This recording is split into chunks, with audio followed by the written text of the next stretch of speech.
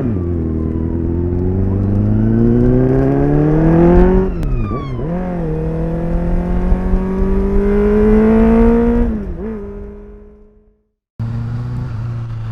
we are, people.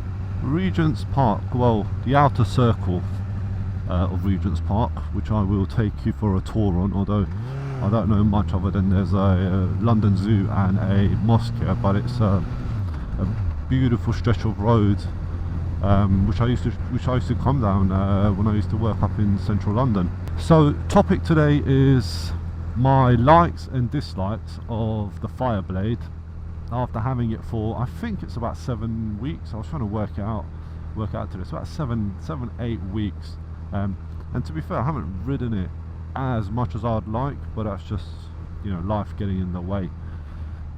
On the way here, I was sort of thinking about, should I do a top 5, should I do a top 10, and I was debating on a couple of things that I want to talk about, but it was a bit of a struggle. It was sort of like, I love this bike so much, are some of my dislikes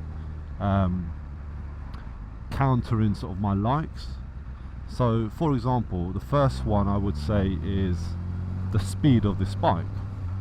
It is seriously fast. I mean, unless you want to be Valentino Rossi, right, getting a 1000cc Fireblade CBR 1000RR, you know, whatever you want to call it, it's got a few names,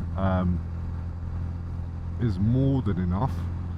I've moved up from a 600, which were, you know, fairly fast bikes, to this, and it's just unbelievably fast. But that's also part of, not my dislike, but it's a con to the bike, because I ride in London a lot, and London is packed with speed cameras.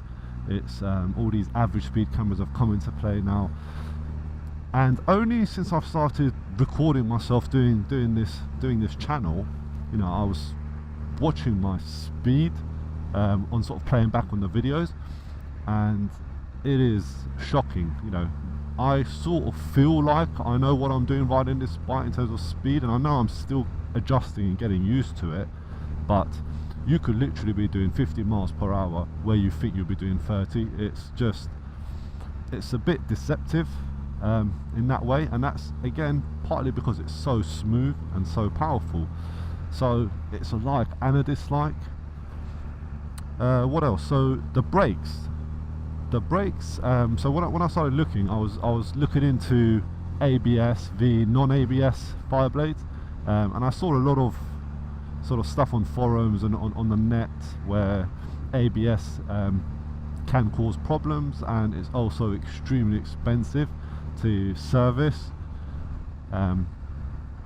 So I sort of voted for the non-ABS, but saying that, the brakes are extremely responsive. I mean, I had a near miss video which I put up, which I've edited completely wrong, but you know, I was going fairly fast when a car cut me up, and that's sort of the time where I've actually had to use the brakes on this bike quite harshly, and it was just beautiful. You know, it stopped. I was sort of squeezing and letting go to stop the wheels locking up, but it's just very responsive. Even today, I had to sort of brake a bit harder than I'd like, and the bike just is straight. It doesn't wobble, and literally it will stop, given, you know, it's a slightly heavier bike than my 600, and it's a lot more powerful.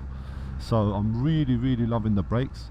I suppose another like is I feel quite safe on this bike, given again the power, the speed. I don't know whether it's because I've come off a Honda CBR 600 onto a 1000 CBR 1000, and I'm sort of used to the riding position, but it just feels like it wants to keep me up, whereas I've had bikes in the past, and it was any excuse. You know, if you've got a slightly cold tire and you rev it too fast, too hard, or you brake a bit harder than normal, because some cars cut you up, the bike wobbles, and you know, your sort of concentration goes from trying to stop the bike to trying to keep the bike upright, and it doesn't feel like that at all on this bike. What other like? So I like the look of it. I like the fact that it is a Fireblade, and for me it's sort of, you know, I've in sort of my 10-11 years of riding, I've managed to move up slowly and steadily to this level of bike, and I can ride it pretty comfortably. I'm not nervous around it.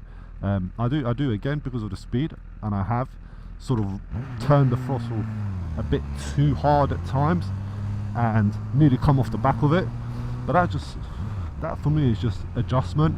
You know, again, I haven't ridden it as much as I like, and it just takes a bit of adjustment to get used to managing the throttle and trying to stay below or within the speed limits of the road.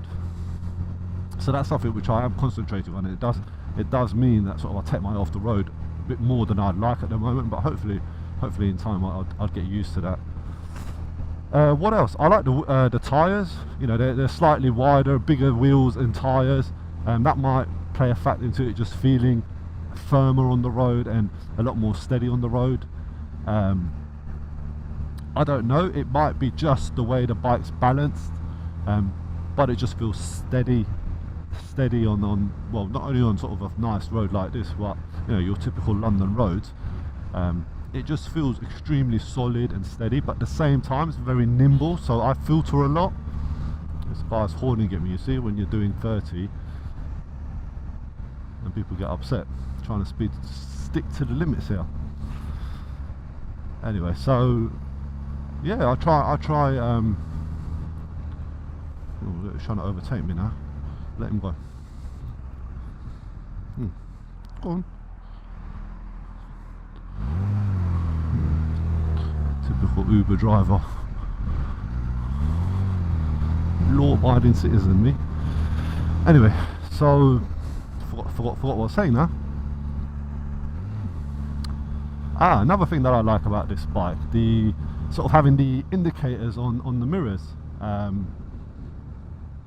It's a nice little touch. I don't have the indicators on the front. It just means the bike just looks aesthetically better, and it's just nicer. They're large indicators, so you kind of hopefully can be seen a little bit easier, and also the sort of the width of the mirrors. You know, because I've got fairly long arms and elbows, I've struggled, well, on my old one anyway, to see behind me. Whereas the mirrors here are, you know, as hopefully you can see, are pretty large, and again, you know, even with my sort of long elbows, I can just peek down and I can actually see quite far back, which is great. Oh look, I've done one lap around Regents Park. Right, let's go again. Hopefully people won't think I'm doing something suspicious. So yeah, the mirrors are a really nice touch, especially for, you know, long arm riders like myself. So if you're a bit on the wider side, not saying that I'm overweight, well, slightly maybe, but yeah, mirrors are really good. What else? The speedometer. So I was stuck between choosing, this is a 2010, and choosing a sort of, I think it's 2011-12 onwards, where you get a more digital rev meter and you get a wider display.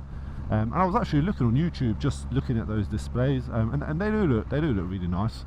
But there's something about, and I don't know whether it's my sort of OCD, there's something about having a nice small display just to see what you need. You know, you've got your revs and you've got your speed with your engine temperature and clock.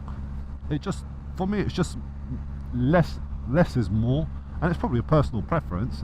Not saying that I wouldn't go for a digital display. I do like it, but I'm so used to the manual revs on a bike that one would take some adjustment, I suppose. What else? So I think likewise, you know, there's, I mean, I could go on all day and say, you know, there's just small little things that I like about it, sort of the seating position, where the foot pegs sit, the tank position, but no, overall very happy with this bike.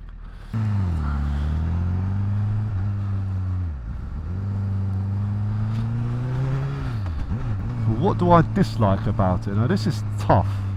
You know, I've mentioned the speed, right? That could be good and bad.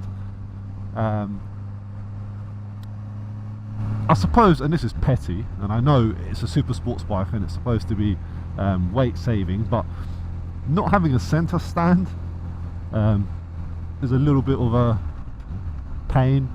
But you know, I've bought a rear paddock stand which I stand the bike on. I completely understand why it doesn't have a center stand, but I'm just so used to my old bike, the CBR 600, having a center stand and just doing, you know, just cleaning and lubricating the wheels, etc. Just being able to lift it up easily, and that's really me struggling to pick something bad about this bike. What else do I not like about it?